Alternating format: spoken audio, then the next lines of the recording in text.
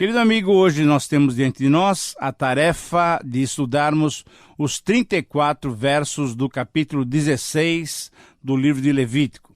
As ordenanças que aqui aparecem talvez fossem as mais importantes e características de toda a legislação mosaica.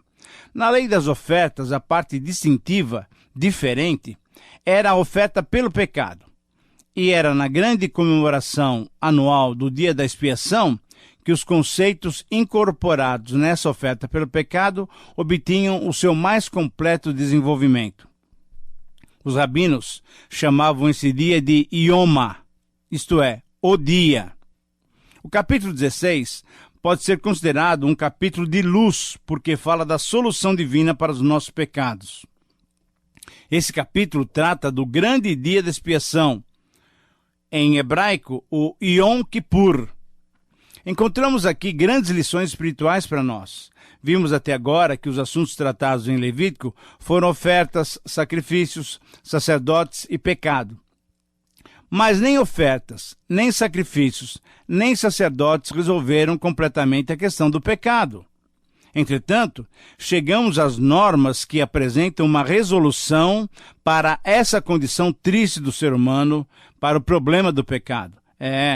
O grande dia da expiação nacional proporcionava a solução para esse problema.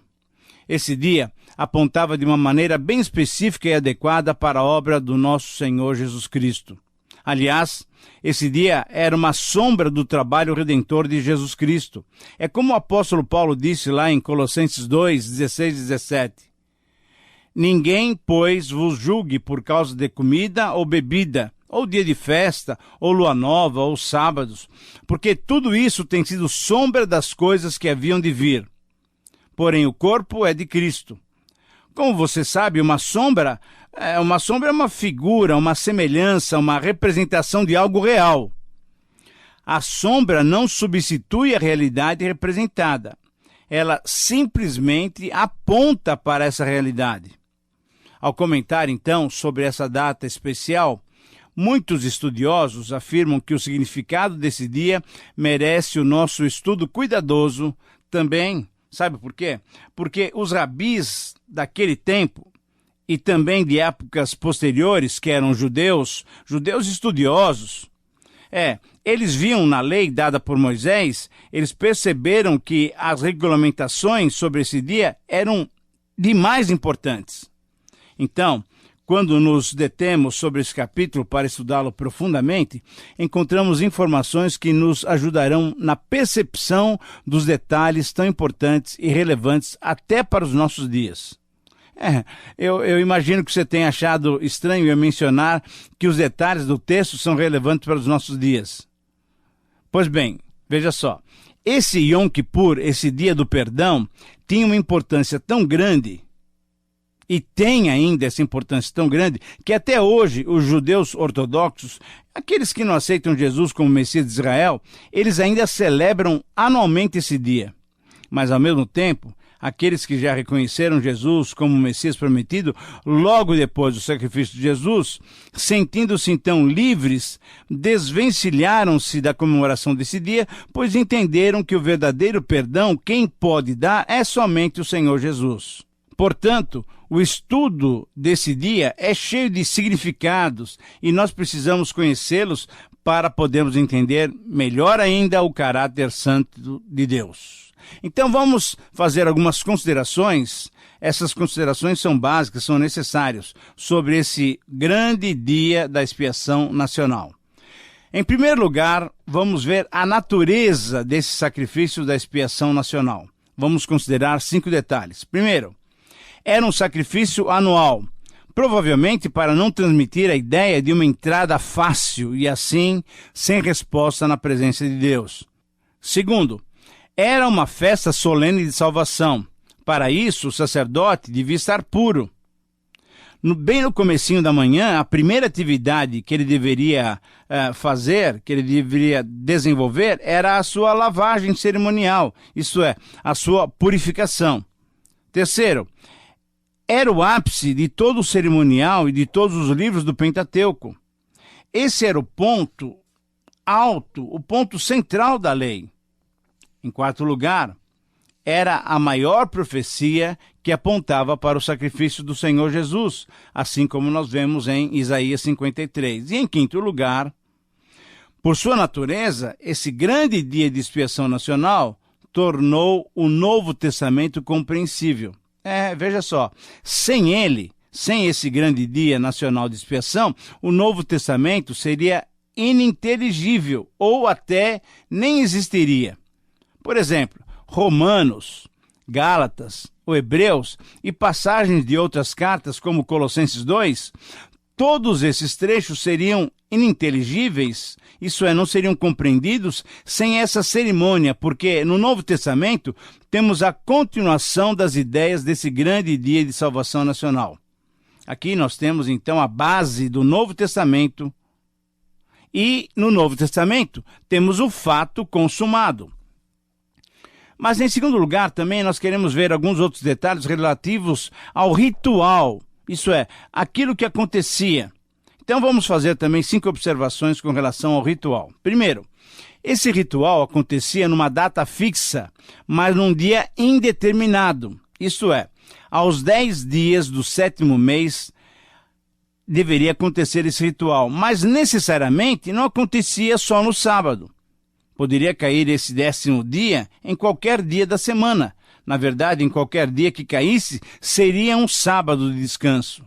Destacando então, não um dia específico, mas a importância da comunhão com Deus como algo fundamental na relação homem-Deus.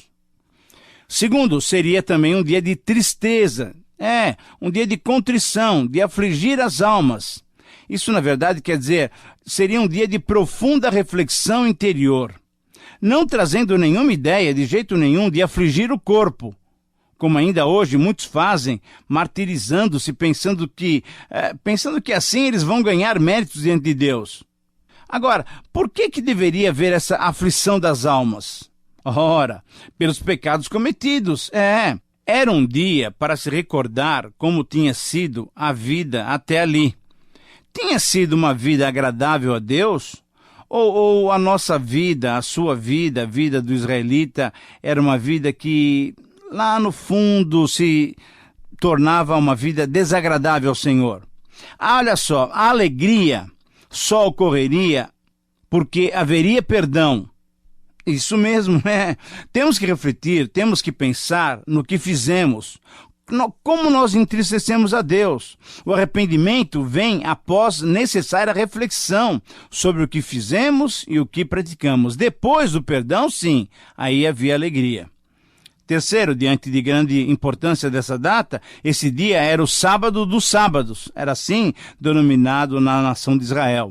Era um dia de descanso, ninguém trabalhava. Judeu ou gentio que morasse em Israel não poderiam desenvolver qualquer atividade que não fosse o serviço de culto a Deus. Era só para o serviço do culto. Nada deveria desviar a mente do povo desse acontecimento marcante. Nessa ocasião, então, a tristeza e o jejum deveriam representar a culpa pelo pecado. Uma quarta observação, a importância desse dia se revestia de tão grande significado que até a vestimenta do sumo sacerdote era uma vestimenta diferente.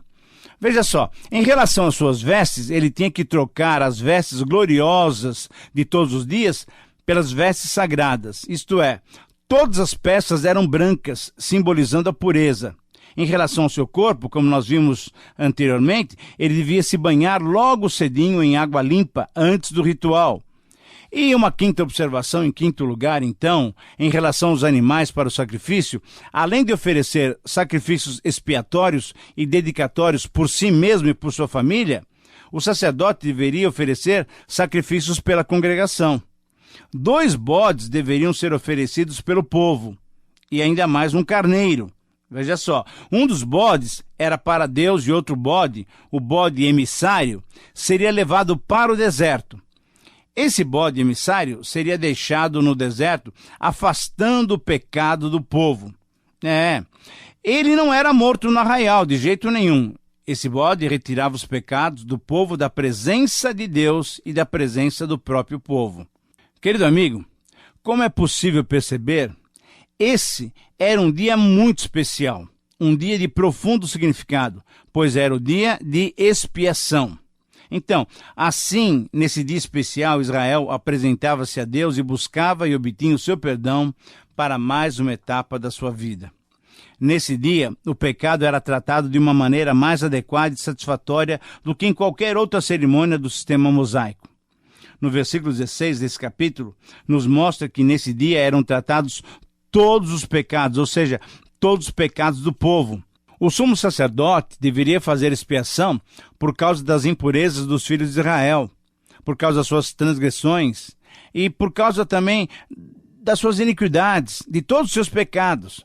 E no versículo 22, nós lemos que aquele sacrifício era por todas as iniquidades do povo. Então, veja só, aquele bode levava sobre si todas essas iniquidades, retirando-as do meio do arraial. De acordo com o versículo 21, o bode carregava sobre si as iniquidades dos filhos de Israel, todas as suas transgressões e todos os seus pecados. Era feita, então, a expiação pelos pecados de todo o povo. Essa palavra expiação, ela merece uma atenção especial. Ela significa, literalmente, cobrir. E só em Levítico ela aparece 52 vezes. É a palavra hebraica kiper. Kiper é a palavra em hebraico que significa cobrir. Nos tempos do Antigo Testamento, Deus não removia os pecados. Pelo contrário, ele os cobria até que Cristo viesse e removesse com seu precioso sangue totalmente esses pecados. É exatamente isso que o apóstolo Paulo disse lá no livro de Atos, no capítulo 17, versículo 30. Ora, Deus não levou em conta os tempos da ignorância. Agora, porém, notifica aos homens que, em toda parte, se arrependam.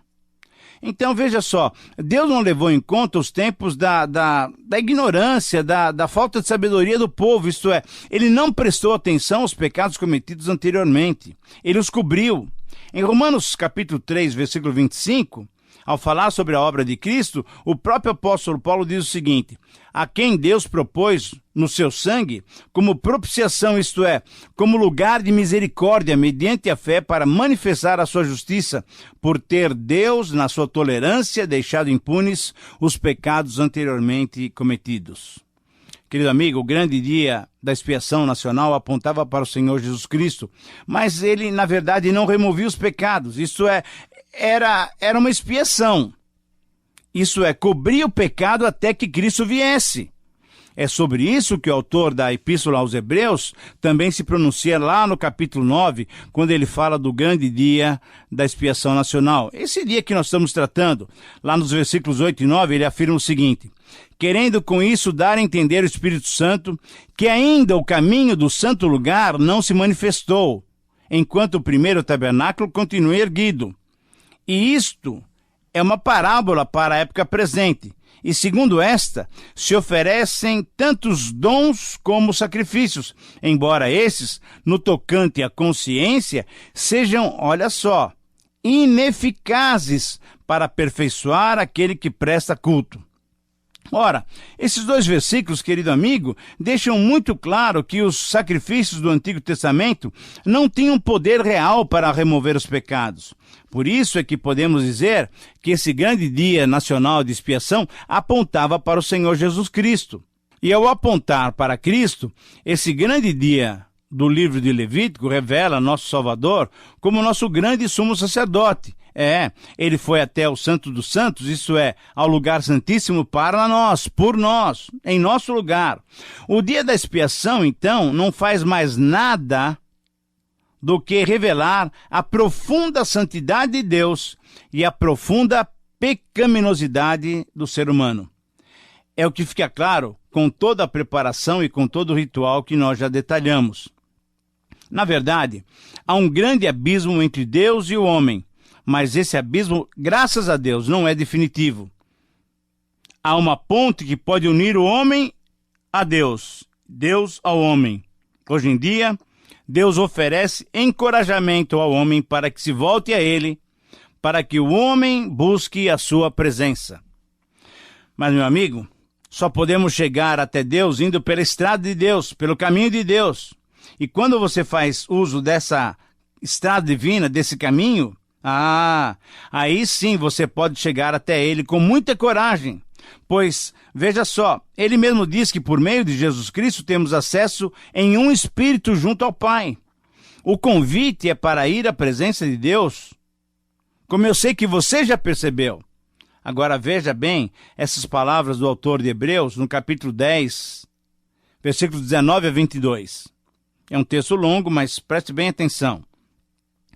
Hebreus 10, 19 a 22. Tendo, pois, irmãos, intrepidez para entrar no Santo dos Santos, pelo sangue do Senhor Jesus, pelo novo e vivo caminho que ele nos consagrou pelo véu, isto é, pela sua carne, e tendo o grande sumo sacerdote sobre a casa de Deus, aproximemo-nos com sincero coração, em plena certeza de fé, tendo o coração purificado da má consciência e lavado o corpo com água pura. Querido amigo, isso significa que devemos chegar até Deus pelo caminho que ele mesmo determinou. E você sabe, o caminho é Jesus. Não há outra estrada, não há outro caminho para Deus. Por isso o Senhor Jesus disse, eu sou o caminho. Agora, quem faz uso desse único caminho que Deus determinou, então ele consegue chegar à presença de Deus com muita ousadia e até com firmeza, pois tem a certeza de que ele, Deus, o Pai, ouve as nossas orações. O versículo 1 desse capítulo 16 de Levítico deixa transparecer que todas essas instruções aqui, todas elas foram dadas porque aqueles dois jovens, Nadab e Abiú, entraram na presença de Deus, entraram no Santo dos Santos, no lugar santíssimo, de uma maneira inadequada. Você se lembra desse episódio lá no capítulo 10? O que Deus está dizendo com isso é que nem sempre se poderia ir até a presença dele, e ainda mais de uma maneira qualquer. Naqueles dias a situação era muito complexa. Por quê? Porque Deus exigia total santidade. Ele continua exigindo ainda essa mesma santidade, mas a grande diferença que temos para com os israelitas é que já foi feito um sacrifício suficiente que agradou o coração de Deus. O sacrifício de Jesus é singular. Agora, você sabe me dizer por quê? É isso mesmo, porque ele é o sumo sacerdote que oferecia o sacrifício, mas ao mesmo tempo, ele é o sacrifício perfeito, o Cordeiro de Deus entregue por nós, o Cordeiro de Deus que tira o pecado do mundo. Por isso, hoje em dia, nós podemos ir até a presença de Deus a qualquer hora, a qualquer momento. Por exemplo, agora, se você está ouvindo o programa, mas está pensando em Deus, você está na presença de Deus. Em qualquer lugar nós podemos chegar na presença de Deus. Como é que isso se tornou possível? Somente através do sacrifício maravilhoso do nosso Senhor Jesus Cristo. Agora, um outro aspecto ainda mais significativo que acontecia naquele grande dia, nós precisamos prestar atenção. É que o sumo sacerdote fazia tudo sozinho. Ele não tinha assistência de nenhuma outra pessoa, de qualquer outro levita. Todos os outros sacerdotes saíam do tabernáculo e ele sozinho entrava lá, pois o trabalho de expiação era só seu. Veja só, é isso que nos diz o versículo 17. Nenhum homem estará na tenda da congregação quando ele entrar para fazer propiciação no santuário, até que ele saia depois de feita a expiação por si mesmo e pela sua casa e por toda a congregação de Israel. Isso é muito importante, querido amigo. Por quê? Porque esse detalhe do grande dia da expiação nacional é significativo. O sumo sacerdote tinha que desempenhar sozinho essas tarefas do dia da expiação. Todos os outros sacerdotes deveriam ficar de fora. E, além disso, ele tinha que tirar as suas vestimentas de glória e beleza, e tinha que vestir as roupas de linho, que qualquer um outro sacerdote da época usava. Semelhantemente, o Senhor Jesus não apenas realizou sozinho a nossa redenção, como também teve que abandonar a glória no céu e se fazer um homem para comprar a nossa redenção.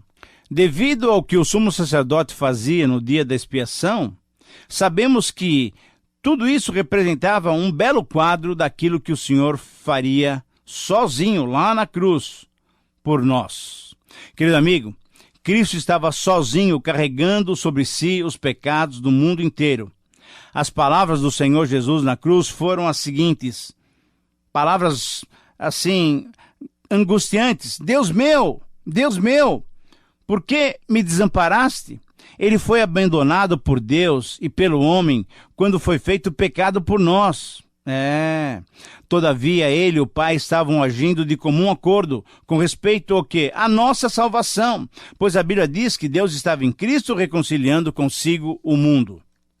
O dia da expiação é um grande quadro da obra redentora do Senhor Jesus, que ele realizou na cruz do Calvário por você e por mim. O apóstolo Paulo, falando desse maravilhoso dia, ele diz o seguinte: nós pregamos o Cristo crucificado. Os judeus pedem sinais e os gregos sabedoria, mas nós pregamos o Cristo e o Cristo crucificado. Será que você consegue perceber? Não é simplesmente você crer no Mestre de Nazaré. Não é simplesmente crer em Cristo como uma pessoa boa, uma pessoa perfeita. Não é simplesmente você crer na existência de Jesus. Não. Mas é necessário crer em Jesus Cristo como seu Salvador. É crer no Cristo da cruz, no Cristo crucificado. Como nós precisamos dessa mensagem. Como precisamos crer nessa oferta tão especial de Deus. Só assim podemos ter certeza da nossa salvação. Agora, você crê assim? Reflita e responda. Bom, chegamos ao final de mais um tempo de estudo e de reflexão. Minha expectativa é que você tenha aproveitado essas lições para adequar a sua vida à vontade de Deus. Escreva para nós, por carta ou por e-mail. Compartilhe conosco as suas experiências. Nós queremos conhecer um pouco daquilo que Deus está fazendo no seu coração. Compartilhe suas experiências pessoais e ministeriais. Para nós será um privilégio nos correspondermos com você. Que Deus te abençoe. Um grande abraço.